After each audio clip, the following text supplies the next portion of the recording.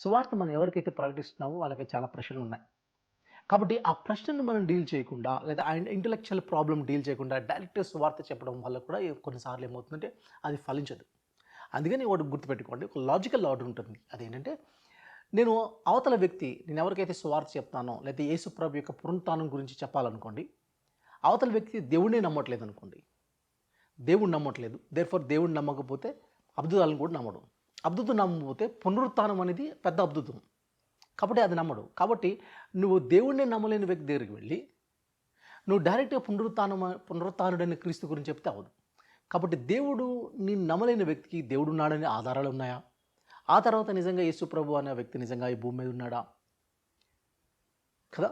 ఆ తర్వాత అద్భుతాలు సాధ్యమా? సాధ్యమైతే ఇదిగో పునరుత్థానం అనేది నిజంగా జరిగిందా? అనేది మనం చూపిస్తాం. కాబట్టి ఆ లాజికల్ ఆర్డర్‌ని మనం మిస్ చేయకూడదు. కాబట్టి ఏం చేస్తామనంటే ప్రభువుని నమ్మడానికి వచ్చే ఇంటలెక్చువల్ ఆబ్స్టాకిల్స్ ఏమైతే ఉన్నాయో, లేదా ప్రభువుని నమ్మడానికి కొన్ని పొదలు అడ్డొస్తున్నాయి. ఇంటలెక్చువల్‌గా జ్ఞానయుక్తమైన కొన్ని మొక్కలు లేకపోతే చెట్లు అడ్డొస్తున్నాయి. అవి క్లియర్ చేయాలి ఫస్ట్. అప్పుడు అవతల వ్యక్తి దేవుడిని లేకపోతే డైరెక్ట్‌గా మన సువార్త చెప్పడము అనేది సాధ్యమవుతుంది. కాబట్టి ఇలాంటి టైంలో సువార్త చెప్పడం దాన్నేమంటే ఇవాంజలిజం అంటాం. దానికి ముందు చెప్పబడిన విషయాలను ఏమంటే ప్రీ ఇవాంజలిజం అంటాం. అంటే ఒక రకంగా అంటే సువార్త చెప్పడానికి ముందు మనం ఏంటంటే వాళ్ళకి హృదయాల్ని ఇంటలెక్చువల్‌గా లేకపోతే వాళ్ళ యొక్క మనసుల్ని సిద్ధపరుస్తాం.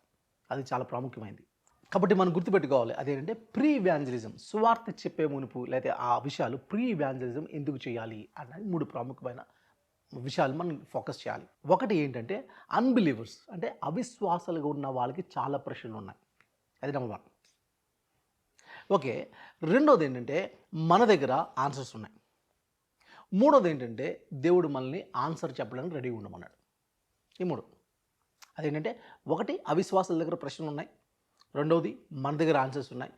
మూడోది ప్రభు ఆన్సర్స్ చెప్పడానికి రెడీగా ఉండమన్నాడు.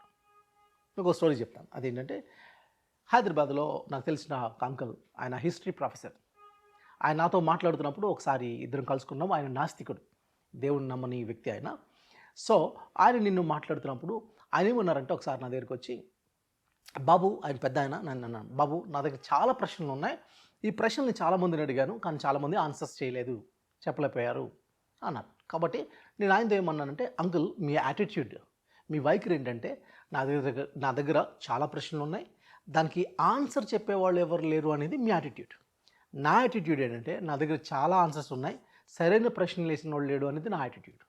If you have such good questions, ఒక రకంగా నేను ఏమన్నానంటే my answers are demanding for the good questions. నా జవాబులు మంచి ప్రశ్నల కోసం ఎదురు చూస్తున్నాయి, అలాంటి ప్రశ్నలు ఏమైనా ఉంటే మీరు వేయండి అన్నాను. కాబట్టి ఆయన నవ్వారు. కాబట్టి యాక్చువల్గా ఏంటంటే విషయాలు ఏంటంటే చాలామంది దగ్గర ప్రశ్నలు ఉంటాయి, ఈ ప్రశ్నలకు అసలు క్రైస్తవులే ఆన్సర్ చేయలేకపోతున్నారు అని అనుకుంటున్నారు చాలామంది. కానీ గుర్తుపెట్టుకోండి, క్రైస్తవుల దగ్గర లేదంటే ఆల్రెడీ కొన్ని సంవత్సరాల నుంచి థియోలాజియన్స్, స్కాలర్స్, అపాలజిస్ట్స్ దీని మీద పనిచేశారు, ఆన్సర్స్ పట్టుకొని రెడీగా ఉన్నారు. కాబట్టి మీ దగ్గర మంచి క్వశ్చన్స్ ఉంటే ఖచ్చితంగా అడగండి, మంచి ఆన్సర్స్ పొందడానికి మనం ప్రయత్నించేద్దాం. కాబట్టి ఈ సిరీస్ అంతా ఏంటంటే మనకున్న అనేకమైన ప్రశ్నలకి ఎలాంటి జవాబులు తెలుసుకోవాలి అనేది ఈ సిరీస్ అంతా మనం తెలుసుకోవడానికి ప్రయత్నం చేస్తాం. కాబట్టి అవిశ్వాసులైన బిడ్డల దగ్గర ఏమున్నాయంటే ప్రశ్నలు ఉన్నాయి, మన దగ్గర మంచి ఆన్సర్స్ ఉన్నాయి. అయితే ఆ ఆన్సర్స్ ఎలా ఇవ్వాలి అనేది మనం ఈ సిరీస్లో మనం నేర్చుకుంటూ ఉంటాం. కాబట్టి నెక్స్ట్ దాంట్లో దేవుడు ప్రీ ఎవాంజలిజం అనేది నిజంగా బిబిలికల్ అయినా బైబిల్లో ప్రీ ఎవాంజలిజం చేయమని ఉందా అనేది మనం తెలుసుకుందాం. God bless you.